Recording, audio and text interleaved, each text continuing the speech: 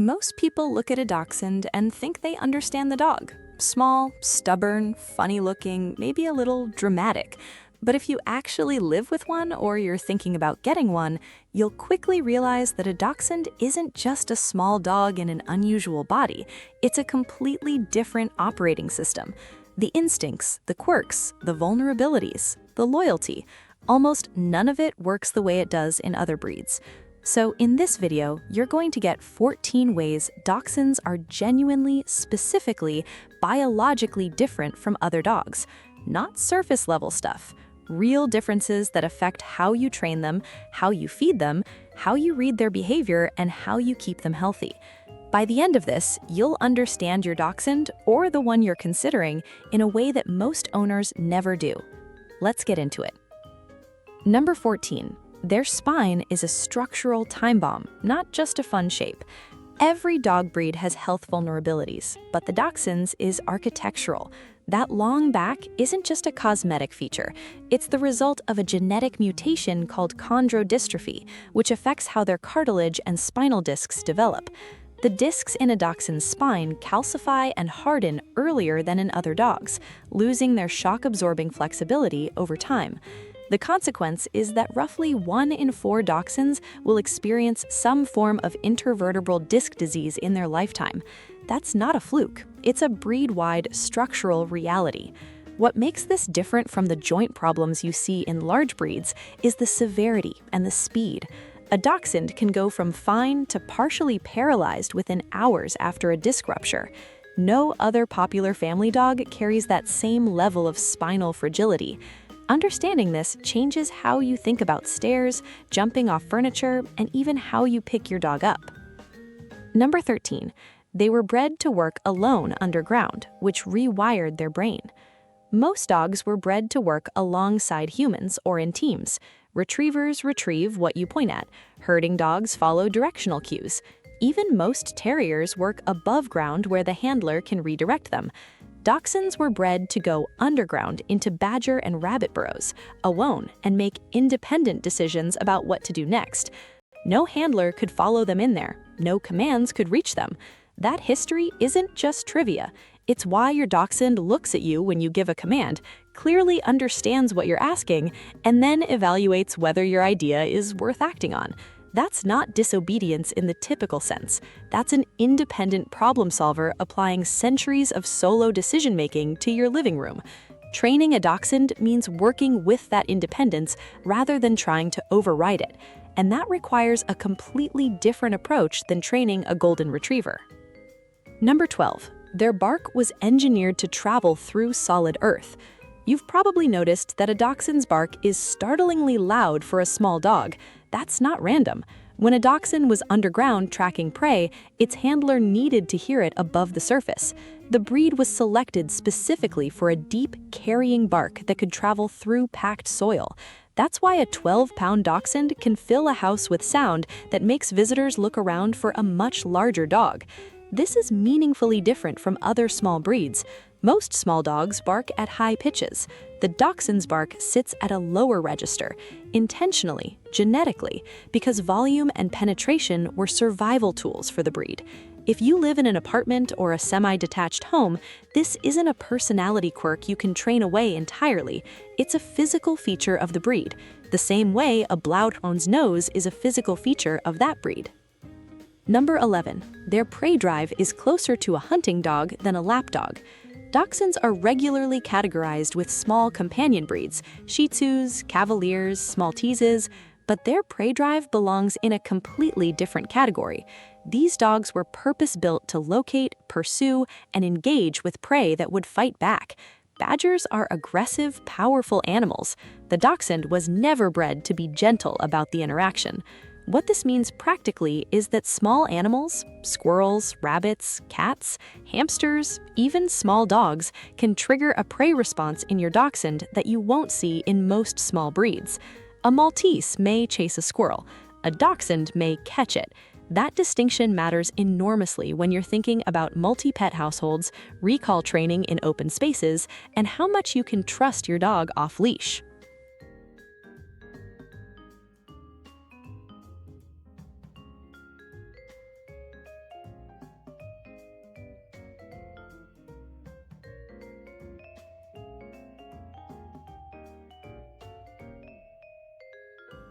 Number 10.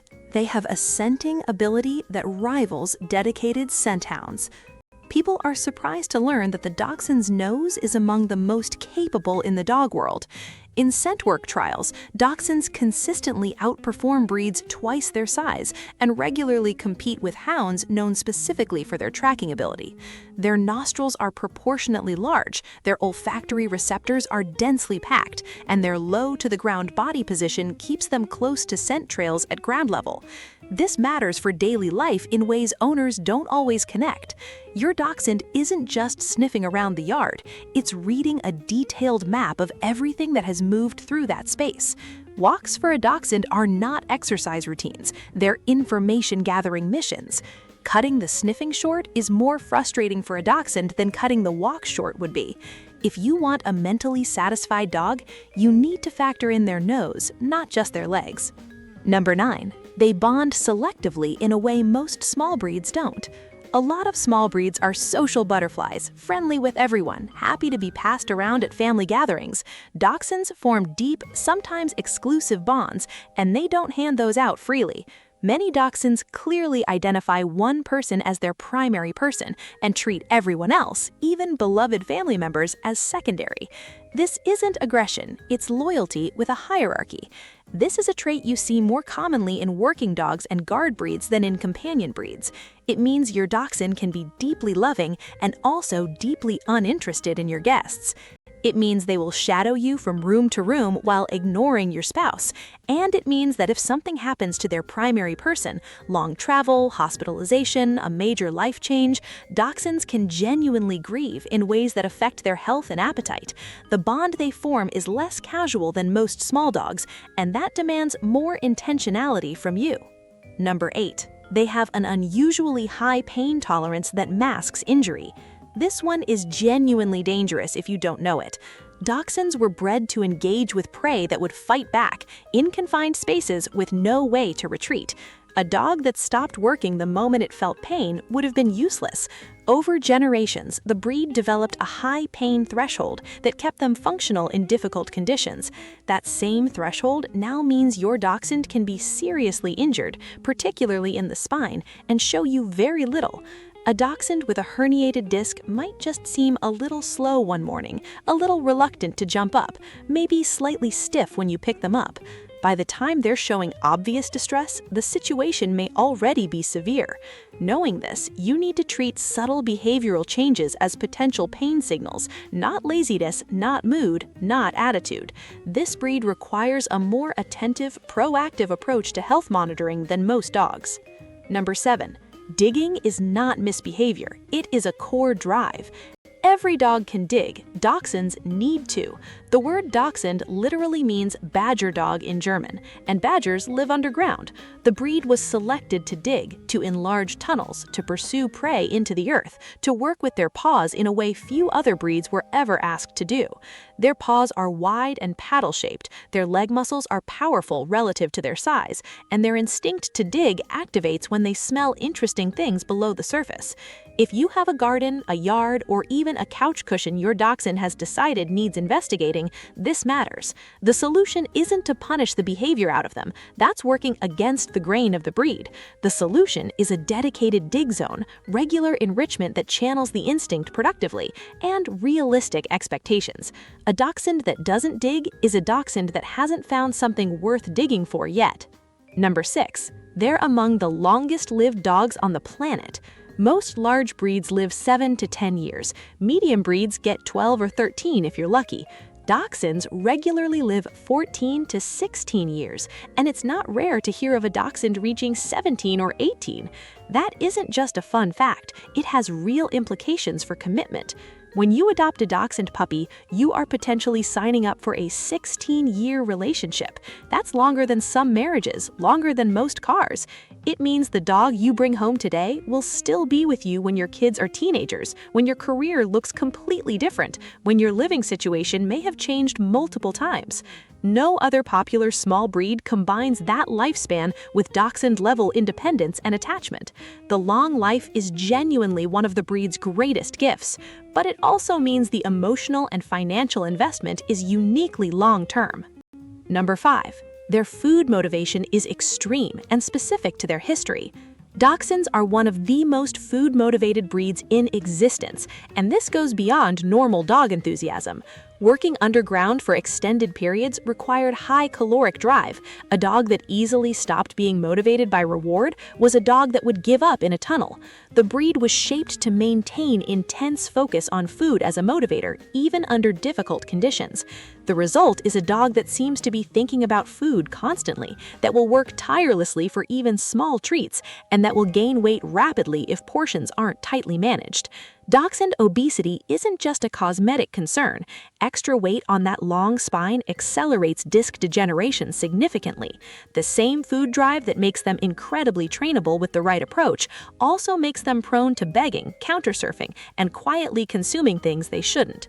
Understanding that this is a wired-in survival mechanism, not gluttony, helps you manage it with structure rather than frustration.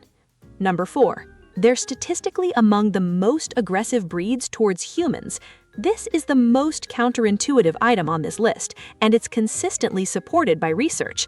A widely cited study out of the University of Pennsylvania found that Dachshunds ranked at or near the top of all breeds for aggression directed at strangers, and notably, at their own owners.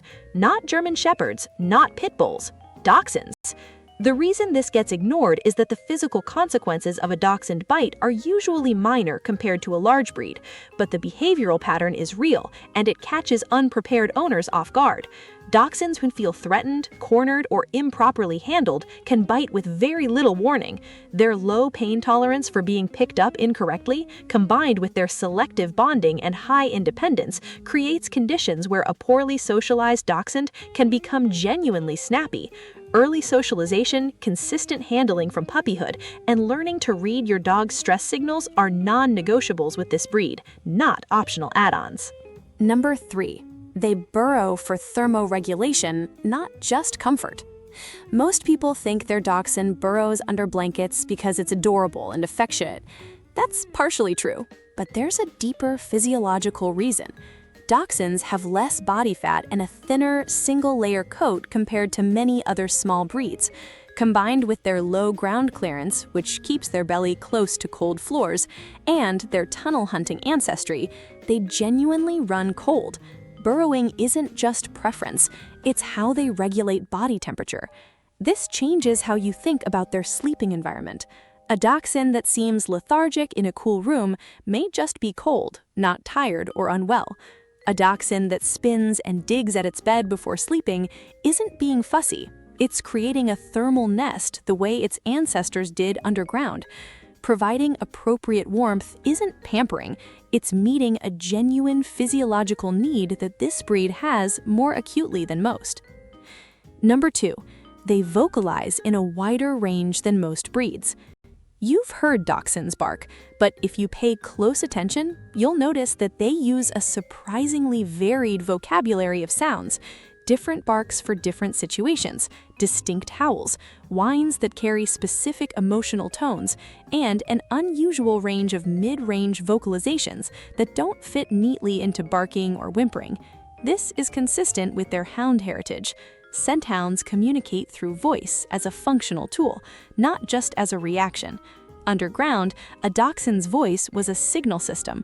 What this means for you as an owner is that your Dachshund is almost certainly telling you different things in different situations, and most owners respond to all of it the same way. Learning to distinguish between the alert bark, the boredom vocalization, the attention-seeking whine, and the genuine distress signal is one of the fastest ways to improve your relationship with this breed. They are talking to you more specifically than you might realize. Number 1, their 3 body types are actually different breeds in behavior, not just size. Most people know that Dachshunds come in standard and miniature. Fewer people know there are also long-haired, smooth-haired, and wire-haired varieties, and that the wire-haired variety in particular has noticeably different behavioral tendencies due to terrier crosses in its development. But even within the same coat and size category, standard smooths versus miniature smooths often show meaningful differences in energy level, threshold for stimulation, and intensity of prey drive. This matters when you're choosing a Dachshund. A miniature, long-haired Dachshund tends to be softer in temperament and more inclined toward companionship. A standard wire-haired Dachshund is a much more driven, high-energy animal with a stronger working instinct. These are not the same dog in different sizes. Doing your research on the specific variety, not just the breed, will help you match your household to the right animal. That's 14 ways your Dachshund is genuinely unlike other dogs. And here's the thing, none of this makes the breed harder to love. It makes them more interesting. When you understand why your Dachshund ignores your commands, or guards their food, or barks at something you can't see, or insists on being under the covers at all times, the behavior stops being frustrating and starts being fascinating. You're not dealing with a badly behaved small dog. You're dealing with one of the most specialized, purpose-built hunting animals ever developed, living in your house, wearing a collar, waiting for you to understand it.